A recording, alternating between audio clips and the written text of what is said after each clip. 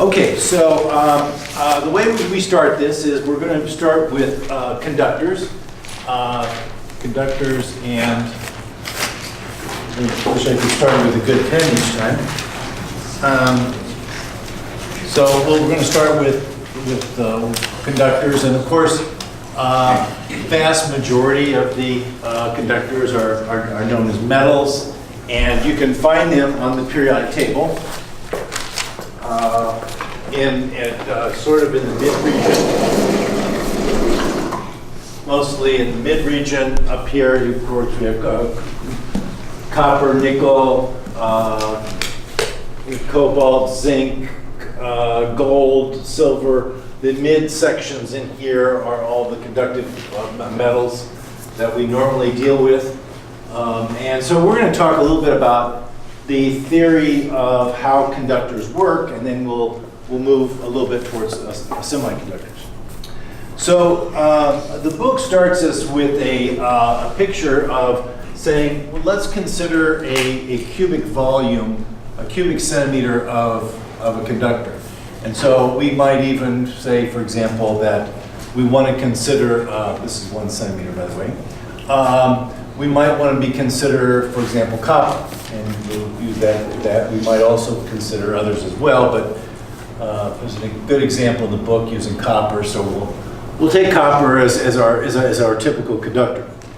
Now, the idea that we're going to focus on here is the idea that the valence electrons, though copper has 1 valence electron, and you can confirm that either by looking at your textbook. In Giancoli on the back, they have the last valence shells that have partially filled electron shells or fully filled. And it turns out that for copper, there is 1 electron in the 4s state, the 4s electron state, which we've talked about, and there is a filled 3D state. So we've got a completely filled subshell, which is the angular momentum quantum number that's specified by the letter D, and we've got 1 extra electron. And it turns out that atoms with unfilled outer shells are generally conductive, or often conductive. And so that is certainly copper fills that one criteria. So valence electron is what we will in this case is called almost free, and almost free means that they are very loosely bound, and there will be 1 of these electrons per atom in the block. So the way we conceptually think about this is we're going to look at the quantum states of the electron. So what are the quantum states? Because that's going to tell us, first of all, the energies. What are the quantum states of the electron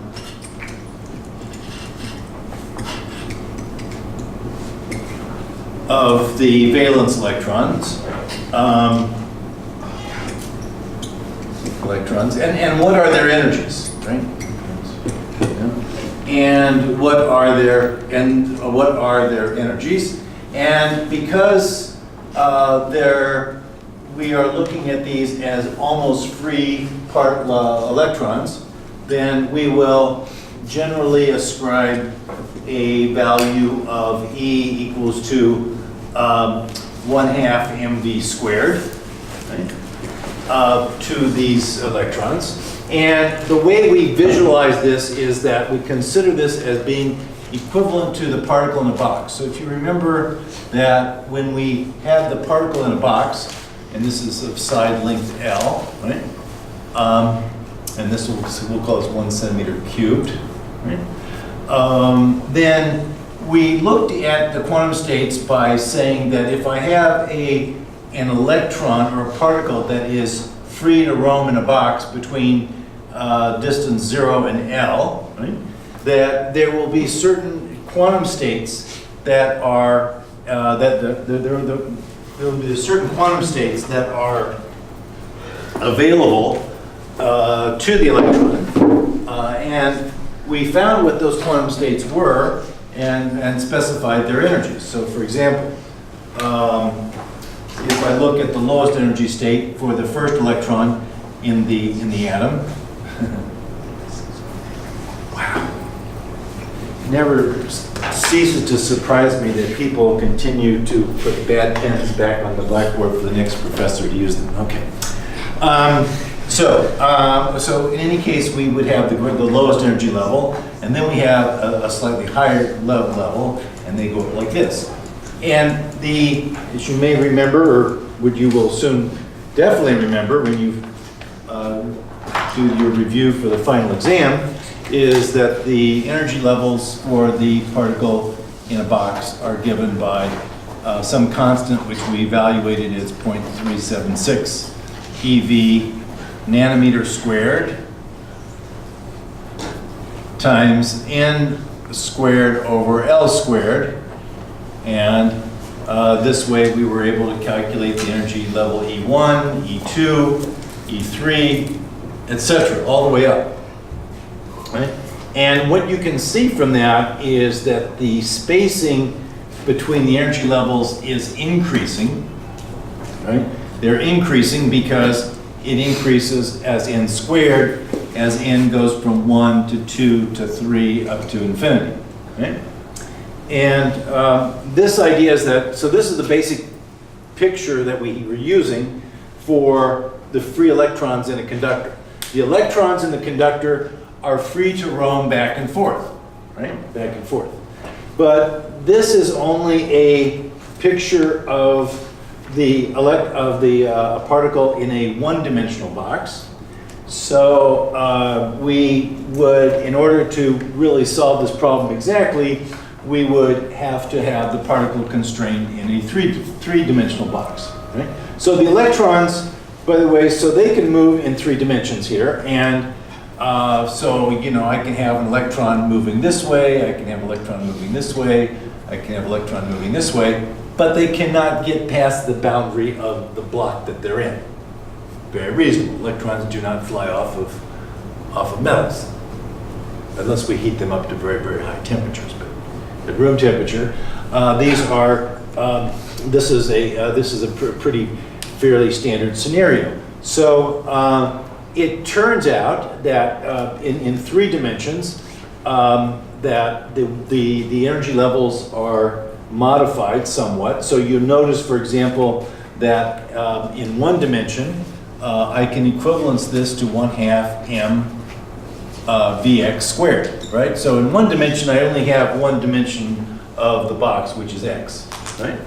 But if I extend it to 3 dimensions now, then I now will find that the solution to the Schrödinger equation gives us that the nth energy level is equal to the 0.376, which is the combination of fundamental constants in the equation for the energy levels.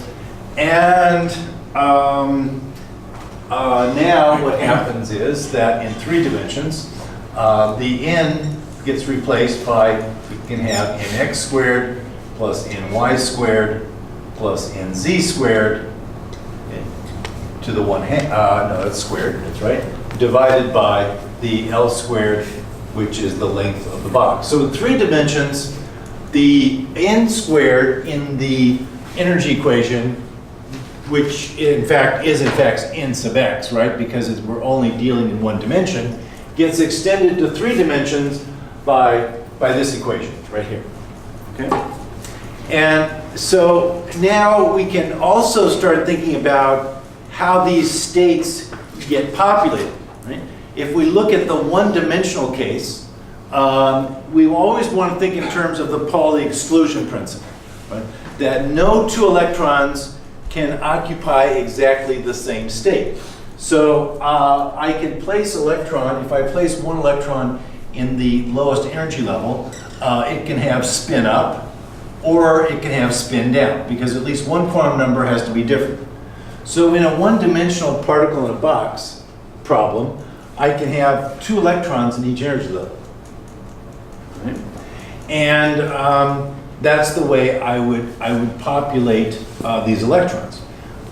For simplicity, because we're going to be talking about thermal issues later, we're going to take that the temperature T is at 0 degrees Kelvin, which means it's at absolute 0, and there's no thermal classical absolute 0. There is no, and of course this is equal to minus 273 degrees Celsius, and there's no, classically we would say the atoms have been frozen out. There's no thermal energy in the atoms. Remember that we said classically, and we'll come back to this again, that the thermal energy of a particle in a solid or a gas, the kinetic energy per molecule is 3/2 kT. So this is equal to 1/2 mv squared per molecule or per atom. Right? It can also, of course, refer to the velocity of electrons, since I may be considering only the electrons as part of free objects that are free to move in here. Right? But at temperature T equals 0, classically anyway, all the thermal motion gets frozen out. Right? So that's the picture that we have. Now, in 3 dimensions, we will what we are going to do to understand the energies of these electrons is we are going to populate the electrons and to say they can have certain energies from E1 up to E infinity, but we're going to populate them one at a time, or I should say 2 in each energy level, and I would continue to do this until all of my electrons in this block have been used up. Okay?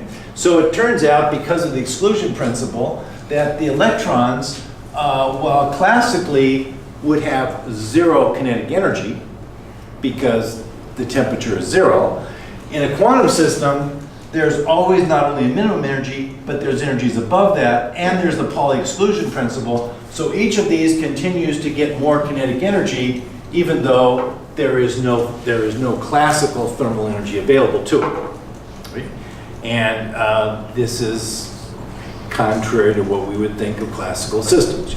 If you heat up a gas in a balloon, it tends to expand. Or on a hot day, the pressure in the tire begins to increase because there's more kinetic energy of the atoms, and they're hitting the walls of the tire, and they're producing pressure. And if I heat it up more, I get more pressure, which means that there's more kinetic energy that's hitting the wall. So we always expect that the kinetic energy goes up and down with temperature. But in this case, there's a minimum 0-point energy. And these energies keep getting stacked up. And because there are such a large number of molecules, and we'll do a calculation shortly, but there's of the order of 10 to the 23 valence electrons in a copper block per cubic centimeter of order 10 to 23, we're already up to energy levels that are quite high in this quantum system. Now, it turns out that the base energy level, where we're starting from, is extremely, extremely small. So if we look at a macroscopic system like this, with this 1 centimeter on an edge, and the dimensions in the energy equation are in nanometers, then L is equal to 10 to the 7 nanometers. That's what 1 centimeter is, right? So now I'm going to be, the lowest energy level is 0.376 divided by 10 to the 14. That's a very small number, right? So the energy levels start off almost imperceptibly different from 0, but eventually they get filled up because I'm going to go up to 10 to the 23rd. And I'm going to keep filling these up until I get more and more kinetic energy in these that are being filled into the energy states and dictated by the Pauli exclusion principle, which means they can't all just go down to the bottom level. Right? So the Pauli exclusion principle plays a very important role here. Now, to take the step a little bit further, we have to introduce the concept of density of states. So let me try to explain that. Okay. And the idea of density of states is what it is exactly. It's the number of quantum states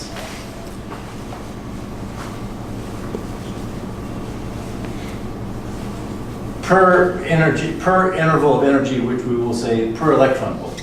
Right? That is the definition of density of states. The number of quantum states per EV. So I'm going to do a simple example here because this equation by itself probably means absolutely nothing when you look at it. But let's try to look at it from the point of view of a hydrogen atom. If I look at a hydrogen atom, you remember that we had the energy diagram. Correct? And the energy diagram told us that if I were to plot versus the radius r, and I plot the potential energy, which is 1 over r minus 1 over r, right? So we've done this many times before. The potential energy U of r is, is minus some constant, minus 1 over 4 pi epsilon naught times, let me get this. It's minus 1 over 4 pi epsilon naught times 1 over r. So we have a certain potential energy diagram picture here. And now what we do is we draw in what are the allowed energy levels that are provided for by the Schrodinger equation. So from the Schrodinger equation point of view, what we found was that, or what we stated as fact, was that the lowest energy that the electron can have in a hydrogen atom, by the way, there should be a minus sign here, minus, is minus 13.6 eV. Right? And then for the n equals 2 state, I divide this by 4, and then I get minus 3.4 eV. And then I divide this by 9, and I get the n equals 3 state, and I get minus 1.54 eV. Right? So these are the energy levels E1, E2, and E3. Right? But now we know that the energy levels of a electron in a the energy levels of electron in a hydrogen atom follow the formula that E is equal to E sub n is equal to minus 13.6 eV divided by n squared, right? That's the formula. So if I were to draw the rest of the energy levels out, and I want to do this for, let's say, n equals 4 up to, I've already done the first 3, but let's say n equals 4 up to n equals to 1,000, right, or 1,000,000, then what I can see is that the energy levels that are allowed are getting closer and closer to 0, and they're getting closer and closer together. So I'm getting really a very dense band of allowed energy levels in here, okay? And they are all approaching 0 energy as I go higher up and in, right? So once the energy levels become so close together that they're almost continuous, we find it more advantageous to talk about how many energy states are there per electron volt in a given region. And of course, as I get closer to 0, there are more and more, right? Because there's an infinite number of energies between minus between minus 13.6 and 0, given by this equation. And the spacing between the energy levels gets closer and closer together. So the density of states is for example, is going to be how many states are there? How many states are there in a given energy interval? So let me work one example, And maybe this will give you an intuitive feel for the density of states, because I will say, how many states are there? How many electron states? We're still talking about hydrogen, right? But how many electron states are there between n equals 10 and n equals 100? Right? Okay. And what is the density of states? Okay. So I'm going to calculate this number, and then I'm going to calculate for you what the density of states is. Well, first of all, let's think about let's talk about what are the energy limits between n equals 1 and n equals 1,000. So the energy level for E10, for example, in hydrogen, is going to be equal to minus 13.6 divided by 100. And the energy level for E100 is going to be equal to minus 13.6 divided by 10 to the fourth, 10,000, right? So I can calculate the energy difference. So this is minus 0.136, and this is minus 0.00136, right? So the interval, in this interval, I'm going to count how many states there are. But the interval of energy, the delta E that I'm calculating this for, is equal to e to the 100 minus e to the 10. And if I do this, then I take this number minus this number, and I get a number that's about 0.135 EV. Right? So now I'm going to say this is where I'm looking, right? So on the energy level, on the energy diagram, I'm looking right in here. How many states are there between n equals 10 and n equals 100 for the hydrogen end? Well, okay, that means that I want to know how many are there in this interval delta E. Okay. Well, let's see, how do I calculate that? Well, for every state n, right, for each n, there are 2 n squared states. Right? Everybody remember that? You ready? For every principal quantum number n, I can have different values of L, m sub L, and m sub s. And we calculated or showed last time that for a given n, there are this many states. Right? That means that's how many electrons can occupy that particular quantum number. That there's 1 electron per state.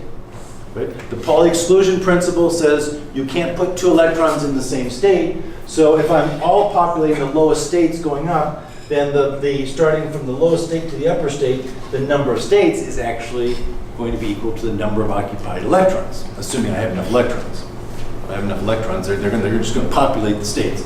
So going up, you know, it's like the shelves in the cupboard in your at home in your kitchen, right? If you populate the shelves with, and you can only put 10 cans of soup on each shelf, and you populate from the bottom going up, the 10 go on the first, and maybe you're going to have a bigger shelf on the second row, so you might put 20 on the second, and so forth.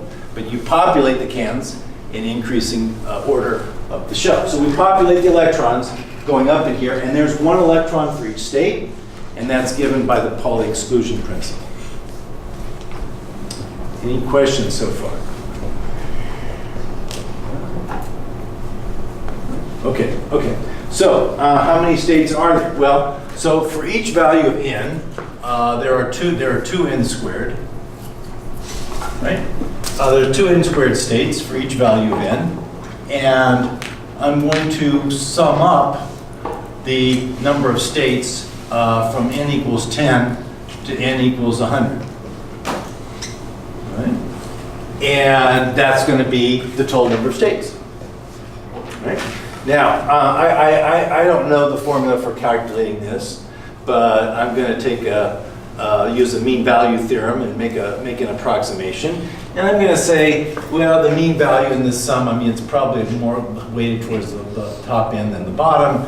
But if I were to do an estimate and I chose, for example, n equals 50 as the average number in this in this sequence, then I would find that this would be approximately equal to 2 to the 50 squared, which is about 5,000, right?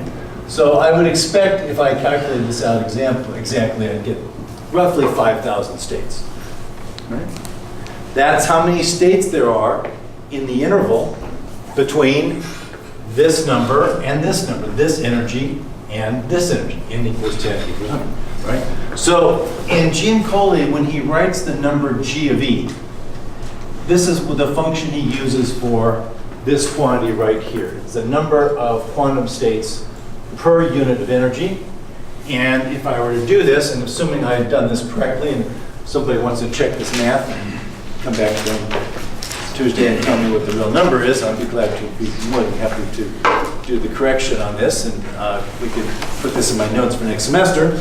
But if I'm using this as an average, then what I expect is that there are 5,000 states in the interval between these two numbers, which is 0.135, and so I get a number that is approximately 37,000 states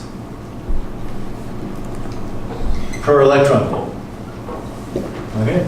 That means that I can put if I had a large enough atom, of course, which this is a little bit of an absurd example, but if I had a large enough atom or enough electrons, I could populate electrons up through n equals 100 with 37,000 electrons, roughly, right? So there's 1 electron per state. Right? Again, that's the Pauli exclusion principle. Right?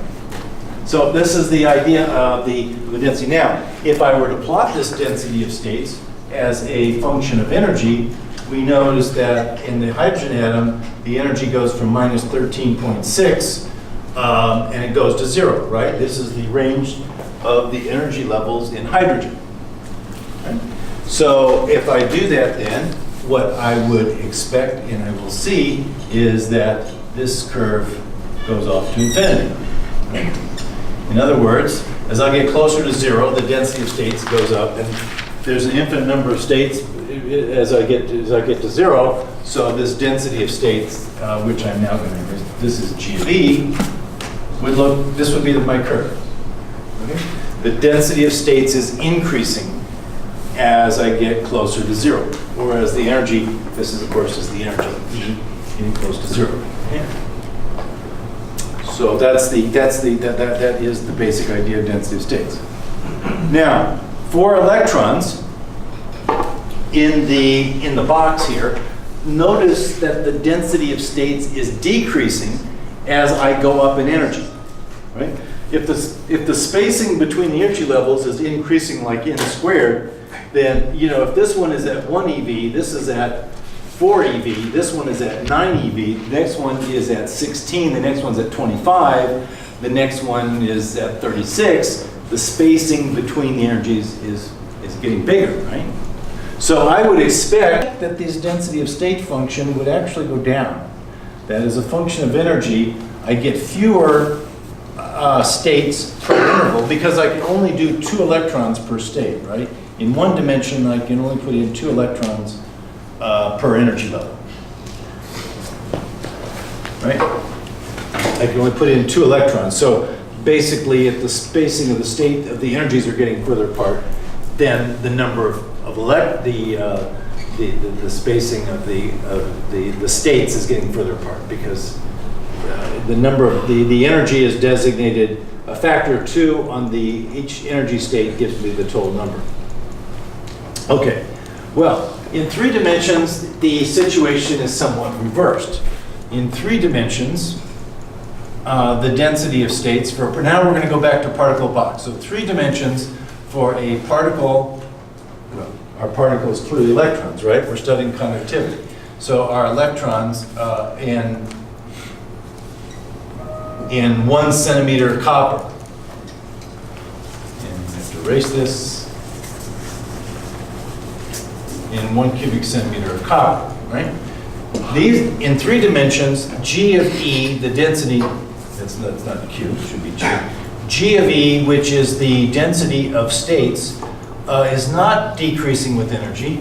It turns out that it's actually increasing with energy And furthermore, this is the number of states in any per unit of energy interval.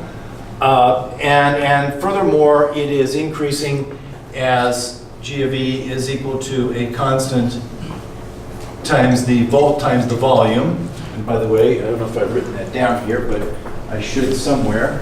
The volume of my, V is the volume of my cube, which, you know, could be any number of cubic centimeters, but let's just call it V times the square root of E. Right? And this is the density of states for electrons in a three-dimensional cubic volume of copper, aluminum, gold, whatever conductor you want. Whatever conductor you want. This is the density of states. Now, you might say, well, why is the density of states actually increasing as I go up with energy when the spacing between the energy levels is decreasing? Right? I mean, remember we said back with the hydrogen, we expect higher densities of states because the energy levels are getting closer and closer together.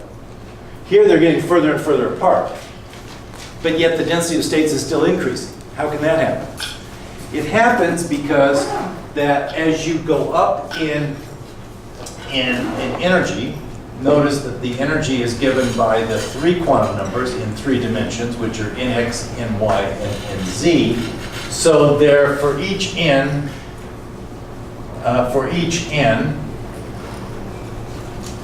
and I will call n squared equal to nx squared plus ny squared plus nz squared. For each one of these values, which characterizes the energy, there are multiple values of nx and ny and nz. And furthermore, as n gets larger and larger, there's even a larger number of nx, y, and z because the electrons can move with kinetic energy in the x direction, they can move in the y direction, and they can move with kinetic energy in the z direction. And there's a lot of combinations of nx, ny, and z that will give me the same sum. Right? And these number of combinations grows very large as n gets larger. So the upshot of this, and we're not going to go through the proof, is that for a conductive material that is trapped inside a cubic volume, or electrons that are trapped inside a cube, that the density of states is increasing like this. The density of states is a little bit complex, it's a little abstract, but if you think about it long enough, I think, or I hope it will become clearer to you. Yes, question in the back. Well, I have two questions. Yeah. On where it says how many electron states are there between n equals 10 and n equals 1,000, do you mean 100 right there? Oh yeah, I meant 100, I'm sorry. And my second question was, I just did summation on my calculator there. Yes. I got 676,130. What did you get? 676,000. 676,000. 130. Oh, I really underestimated it. Well, let's see. I was going to guess. Let's see. Even. Because I was only considering one of these. You're right. I should have multiplied this by 50. You know what? Yeah. My estimate would have been this number times 50. Times 90. Right? Because I took the mean value and multiplied by the number of terms in the sum, and now I hope I got something. Now I get something like 450,000. And the real number is what you told me, which was, because I underestimated, I probably should have used a larger average mean value here. But thank you. Okay, so this gives me the actual number of states. So now I can go back and correct this. So this then becomes equal to 676,130 states divided by 0.135. And what, can you do that in your calculator for me? 5 million. Yeah, 5 times 10 to the 6. 5 times 10 to the 6 states per electron volt. Also, another error you made is the mean. That's all right. Because it's between 10 and 100, it should be 60, not 50. Between 10, you're talking about in my estimate up here? Oh wait, or sorry, it should be 55. 55. Oh, you're saying if I took the average at 55, it would work? It's pretty close, almost, I think. Oh, okay. I wasn't too far off then. So,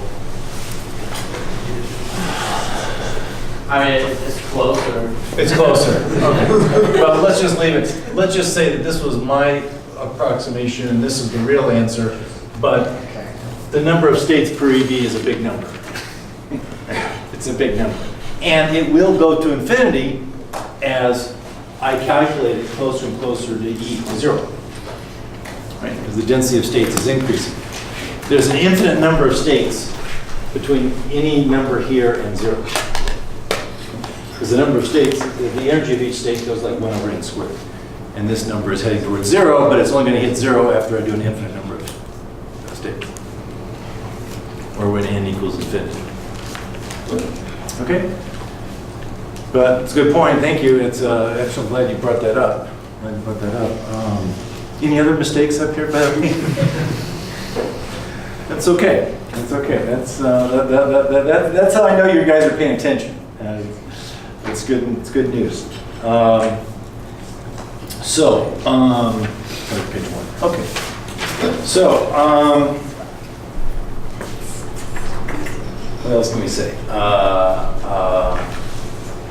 Oops, I forgot something.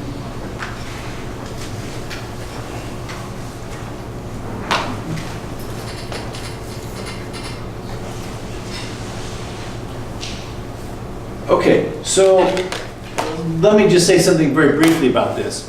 The whole idea of calculating these numbers is because we want to, if we assume that there's one electron in each state all the way up until I get to the total number of electrons available, which in copper is about 10 to the 23rd. There's about, because there's one valence electron per atom.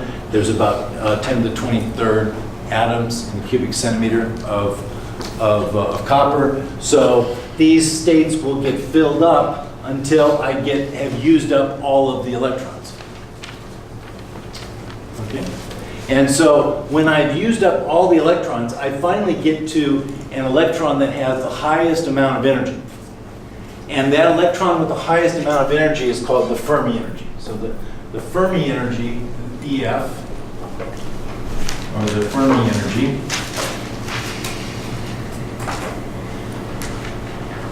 is the energy, the highest energy, or is the energy of the highest. It is the highest,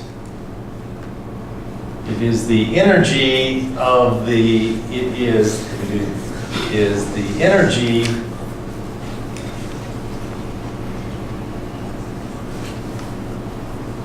of the most energetic electron.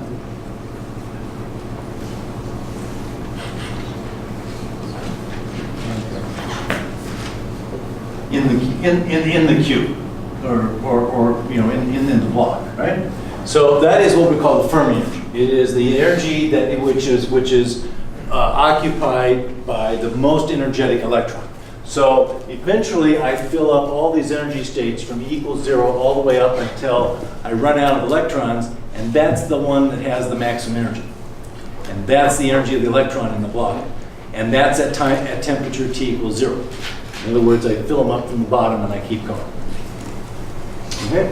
So, and I'm now using this density of states because instead of doing this summation, which I've done here, what we can do instead is to say that the number of states and I'm going to say between 0 and EF is going to be equal to the integral from 0 to EF of G of E dE. And G of E, I said, was equal to, somewhere, I think I may have written it down, is given over here. C, some constant C, and we'll evaluate this constant C later, is equal to C times the volume times the integral from 0 to EF of the square root of E dE. So that's going to be equal to C times V times to the 2/3 times the E, the Fermi energy, to the 3/2 power. And that's going to be equal to the number, I'll call this the number of states, N, equal to the number of quantum states.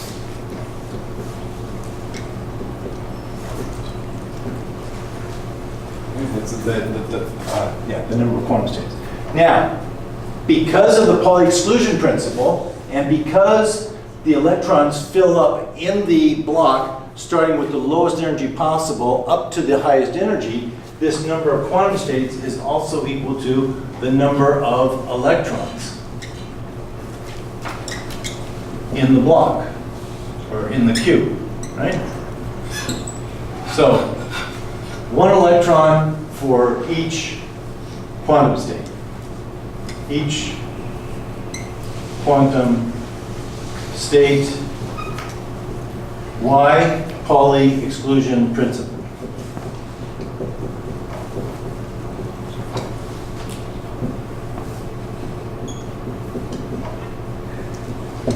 Okay?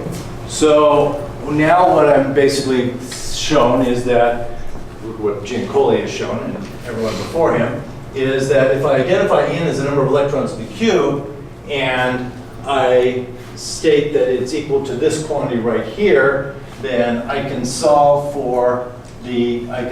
this for the Fermi energy, this equation for the Fermi energy, and I get that the Fermi energy is equal to 3/2 times 1 over C, and this will be equal to, I think I've got all my constants out there first. Let me see if I've done, times N over V to the, this is to the 2/3, and this is to the 2/3. Okay? So the Fermi energy is now proportional to, this is the number of electrons per cubic centimeter in the block. Okay? Because there's one electron for every state, and if I find out the total number of states, and I integrate up to the energy of the maximum electron, I've filled as far as I can go until every last electron has been occupied into a state. Eventually it's going to go up to some highest energy, E sub F, and that's as far as I can go, and that will be, therefore, this is the highest energy of highest electron energy in the block at T equals 0. Remember, classically at T equals 0, everything's frozen out. Everything should be 0. But because of the Pauli exclusion principle and because the electrons occupy quantum states, they actually, even in the most, with the absence of all thermal energy available, these electrons still have a lot of kinetic energy. A lot of kinetic energy. Okay? And it's because you cannot go any lower than that because of the Pauli exclusion principle. Right? And we're going to calculate what that is in just a second. Any questions? Questions? Okay, so now I'm going to use the book's value for this constant. It turns out to be really kind of simple and straightforward. It happens to involve a constant that we used in the particle in the box because it's the same constant. But basically, the formula says that E sub F is equal to h squared divided by 8 times m mass of the electron. And I'm going to multiply this by c squared, and I'm going to multiply the denominator by c squared. And why am I doing that? I don't want to use kilograms. Right? And if I'm not gonna use kilograms, I've got to have mc squared for the electron. That's the only way I know the mass of the electron, the way I want to use the mass of the electron. Right? So that's why I did it here.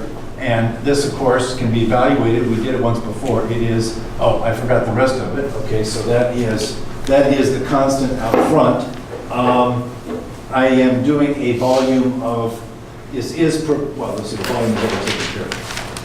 So if this will be multiplied by n over v to the 2/3. And this one is what we've already evaluated for the particle in box. It's the same value as we've been using before, 0.376 eV, nanometer squared. I'm sorry, eV times, nanometer squared times n over v to the 2/3. So there's my formula when I put in the constants. And the derivation of this is in Giancoli, and it's one of the things, but it's basically a way of, it's gone through there for you. Okay. The important thing is that the Fermi energy depends on the density of the electrons in the cube. That's all it depends on. Is the density of electrons. How do I calculate the density of electrons? Well, I mentioned that there is one for copper, there's one electron in the 4s, which is the valence electron. So there's one, quote, free electron per atom. So I just need to know how many atoms there are in a cubic centimeter. So how many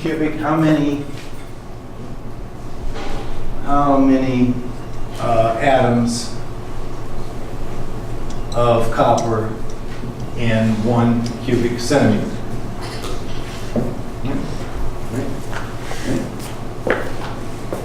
Gets you thinking, doesn't it? I probably haven't thought about that problem for a while. Right? But there's going to be, see if you can think, what physical properties of copper do I need to know to calculate this number? How many atoms are there in a cubic centimeter? Go ahead.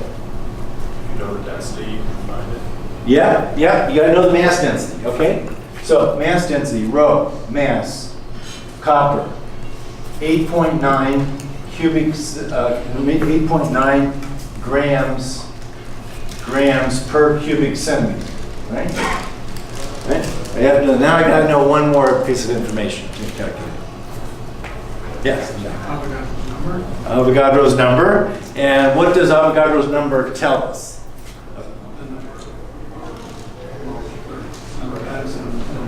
The number of atoms in a mole. Right. Well, let's see. It tells us, yes, the number of atoms in a mole. So, what is Avogadro's number? Okay, very good. 6.02 times 10 to the 23rd atoms per mole. Okay. Now, I want to know how many grams. Now I need to know how many grams are there in 1 mole. How many grams in 1 mole of copper? Anybody remember how to calculate that? Yeah, keep going. Yeah, I heard something. The atomic mass. The atomic mass in grams, right. So if I look up on the periodic table for copper, I have 63.5 is the atomic mass. That is the mass, actually. And it turns out, that means that on average, by the way, there are 63.5 nucleons in every atom.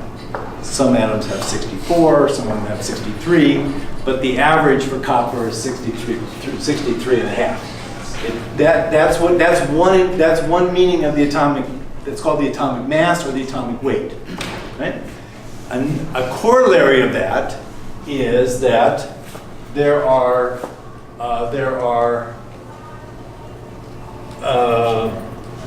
if A is the atomic weight, A equals to or you call it the atomic mass, which is okay too, but I'll call it the atomic weight.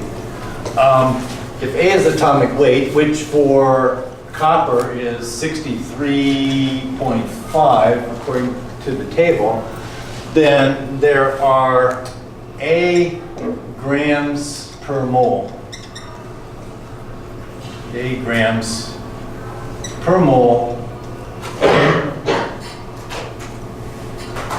for any substance, right? For any substance. It's just a general way to calculate it. It doesn't matter whether we're dealing copper or anything else, but that is generally true, and 1 mole is that many atoms.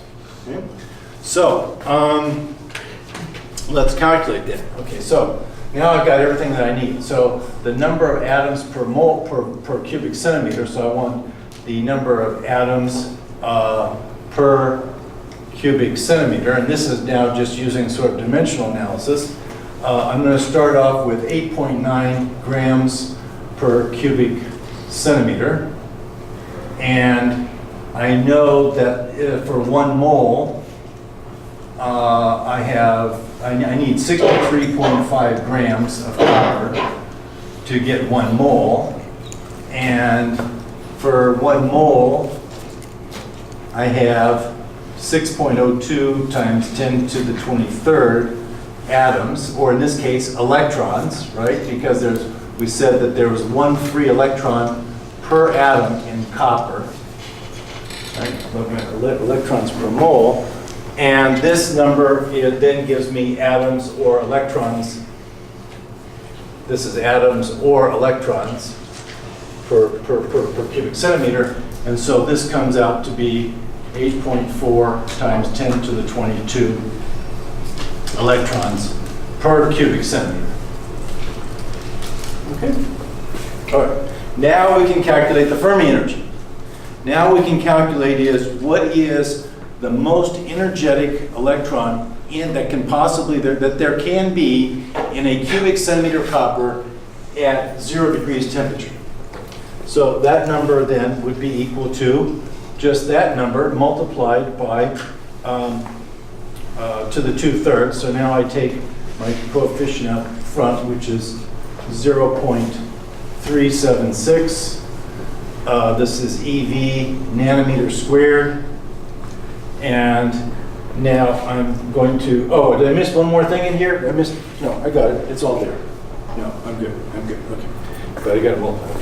So now I've got to multiply this by 8.4 times 10 to the 22nd electrons per cubic centimeter. Right? And this should be 10 to the 22nd. I'll try to write it a little bigger. 10 to the 22nd electrons per cubic centimeter. And then I've got to convert this to nanometers, right? Because I need to have the same units here. So I have for every cubic centimeter, 1 centimeter, we said, was 10 to the 7 nanometers. So this is 10 to the 21 cubic nanometers. And this becomes 7.1 EV. So the Fermi energy in 1 block of copper, which is the max, this is the maximum energy, the maximum electron energy in 1 centimeter cubed of copper. Right? That's the maximum.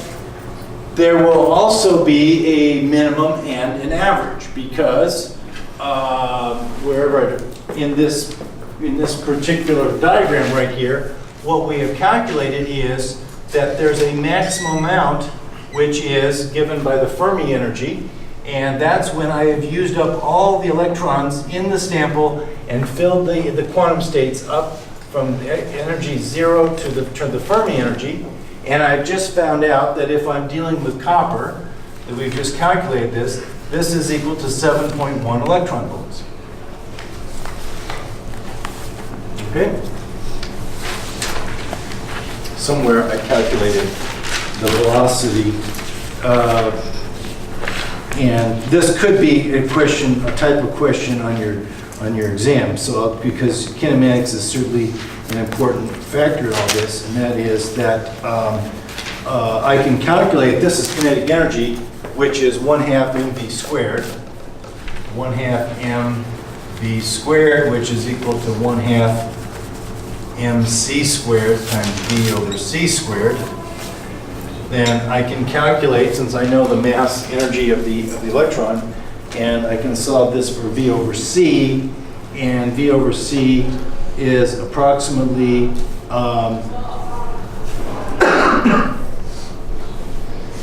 well, I calculated for 4 eV, so if I go up, it's going to be a little bit larger. But it's going to be approximately, the V over C is going to be approximately equal to, factor 2, 1.2, factor 2, 1.2. It's going to be approximately equal to 2 times 10 to the 6th centimeters per second. Or is that meters per second? I believe meters, I'm sorry, meters per second. What am I talking about? I solved for V. V over C, I'm sorry. V over C is less than 1. Shouldn't the E actually be closer to 1.5? Since it should be the V or N over V should be multiplied by 2 to the third, or to be brought to the power 2 to the third. You know, you're right, and the number I did calculate correctly, so, but I forgot to put up it. So this should be 2/3. This should be well, let's see, no, it's not that part, no, that's not that. That part is, no, N over V, right. So this quantity should be to the 2/3. And this number is correct. Yes. I just left off the 2/3. Yeah. Now, the velocity of an electron whizzing around here is this is approximately equal to 2 times 10 to the 6th meters per second, or a little under 1% of the speed of light. Okay. Classically, it would be 0, because the temperature is 0. Okay. But because the Pauli exclusion principle holds, and the electrons have to go into states that increase, starting at the lowest energy going up to the maximum energy, that when I integrate the density of states up to the maximum energy, I have now the total interval under this curve is the total number of states. That's what I evaluate there. That N is the number of states between 0 and EF, is the interval of that curve, G of E, the density of states, from 0 up to the maximum energy. And from that, I can deduce then how the Fermi energy is related to the density of free electrons in the cloud.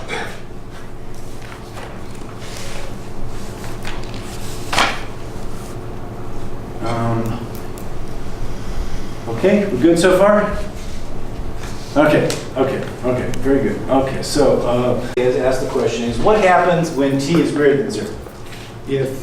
If t is greater than 0, what is the maximum or the average energy? By the way, we still need to talk about E bar, which is the average electron energy. And I'm simply going to state without proof that if I calculate the average value of this integral, or use the mean value theorem, if you like, then the mean value, the average value is, the average value of the energy is 3/5 of E max. So it's approximately half, but if I take 3/5 of the Fermi energy, that then gives me the average kinetic energy. That's the average electron kinetic energy. So it's roughly half, as you might expect, half of the maximum, right? So in other words, these electrons have a full spectrum of energies from 0 all the way up to the Fermi energy, which is a velocity of, we just calculated, of about 2 times 10 to the 6 meters per second.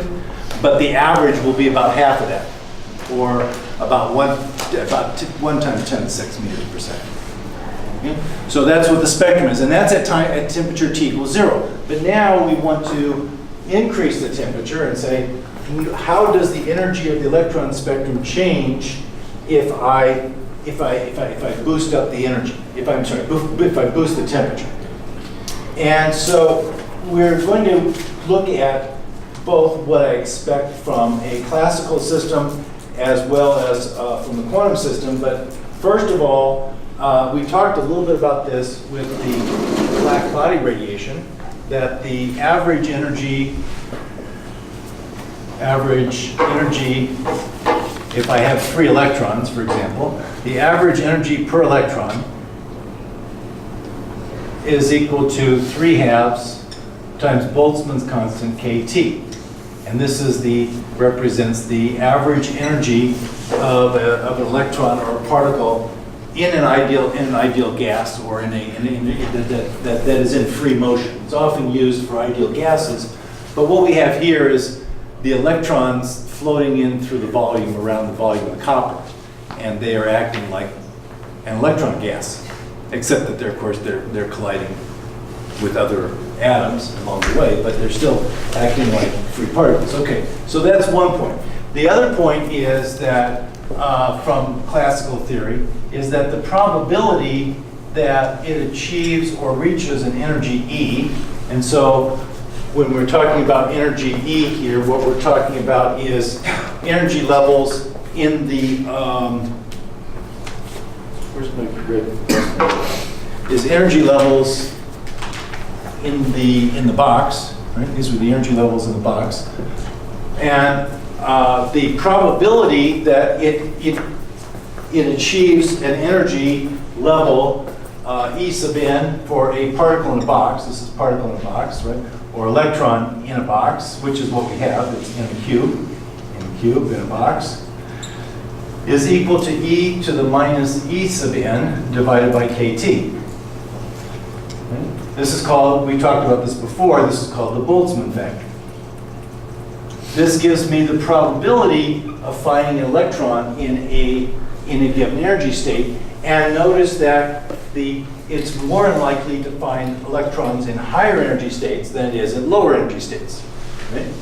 It sort of makes sort of intuitive sense. Now, in a quantum system, and this is given to you as a state of fact, is that the Boltzmann probability function is replaced by what's called the Fermi-Dirac probability function. And that probability as a function of E sub n is equal to 1 divided by e to the e minus E sub f divided by kT plus 1. Okay? And this is the probability function that replaces the Boltzmann factor. And this is only true for a quantum system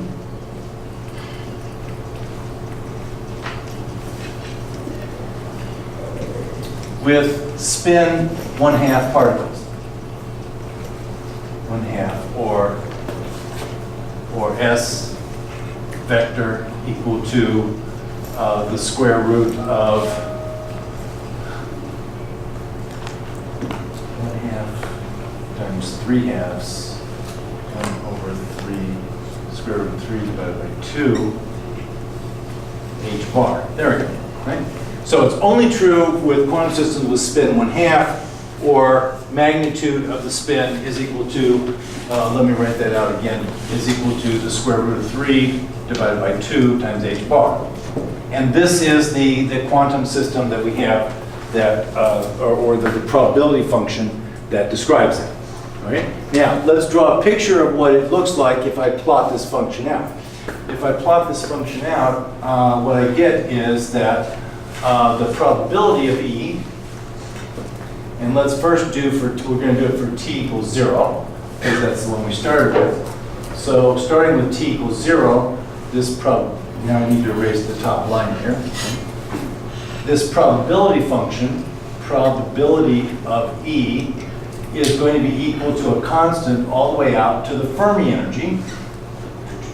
E Fermi, that's the maximum energy that the electron can have in the block, the top electron. And that is going to be the curve for t equals 0, and that's the probability function. And that's sort of what we assumed. We assumed that every state is populated from 0 up to the maximum energy. which is what you get if you're at T equals 0. But now if I add some thermal energy to it, I expect that some of the electrons with a lower energy are going to get bumped to a higher energy. And they're going to be done at the expense of taking some away from the ones that were previously filled. So this probability function now looks more like this. And in Giancoli, they give you a curve for temperature T equal to 1200 degrees Kelvin, which is almost the boiling point of copper. Right? So it's as hot as you can make copper without melting it into liquid. Okay? So that is the probability function, right? So the probability function of the occupation with a function of temperature is changing a little bit. But it turns out that it only changes a very, very small. I've really exaggerated this curve, and really, while this number right here is 7.1 eV, this width right here is actually less than 0.02 eV, right? So in other words, it's a very, very small amount of spillover to higher energy states. Now comes the hard part. Up to this, it was easy. No, I'm kidding. It's not that much more difficult. But we're going to use another statement, and that is that the number of occupied states is equal to G of E, which is the density of states. So this is the number of possible states. So G of E is the number of possible states. Okay, number of possible states times the probability of E, which, by the way, Giancoli calls F, I believe, but I'm going to call it probability, just so you remember what it means, which is the probability that state of energy E is populated, is occupied. And if I multiply the number of possible states at a given energy by the probability that it is occupied, then I will get the number of occupied states as a function of energy. As a function of energy for T greater than 0. For T greater than 0. So I can now, what I'm doing now is I'm taking the product of the G of E, which is the number of states per unit energy, and I'm multiplying it by the this is the number of possible states, the number of states that exist, times the probability that they're actually occupied. So notice that when we did the calculation before, we used T equals 0, and this whole thing was just equal to 1 all the way up to the Fermi energy. Now, it's still 1 for the lower energies, but it's changing a little bit as I get to the Fermi energy.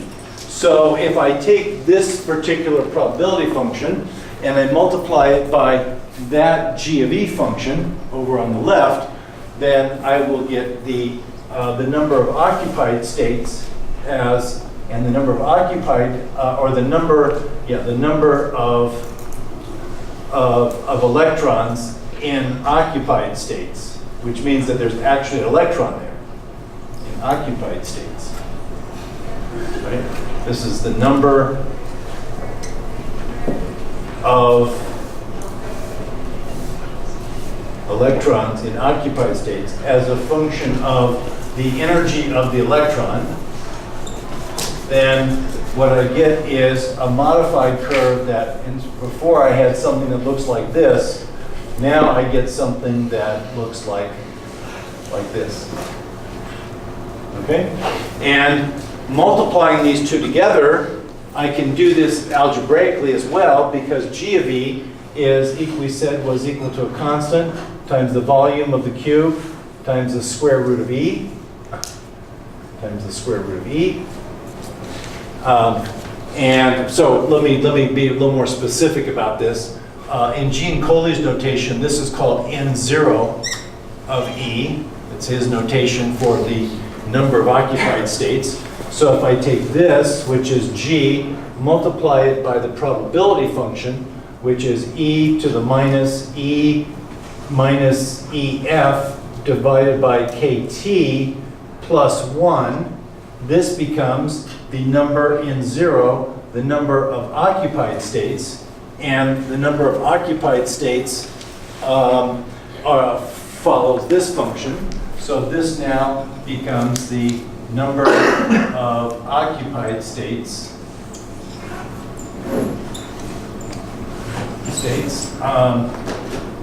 The number of occupied states. For t greater than 0. Right? And this one, of course, is the number of occupied states for t equal to 0.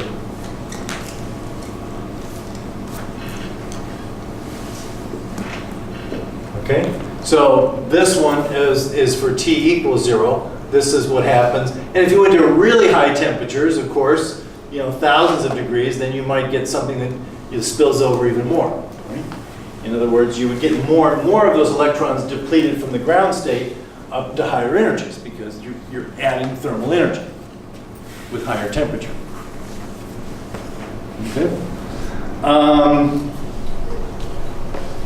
Okay, so I think we're ready to go to slides next time. I'm going to start using the PowerPoint slides because they have better graphics. But you got enough to read for a while and get a sense, hopefully, of what we're doing. And we'll meet on Thursday and we'll keep going, or Tuesday, and keep going.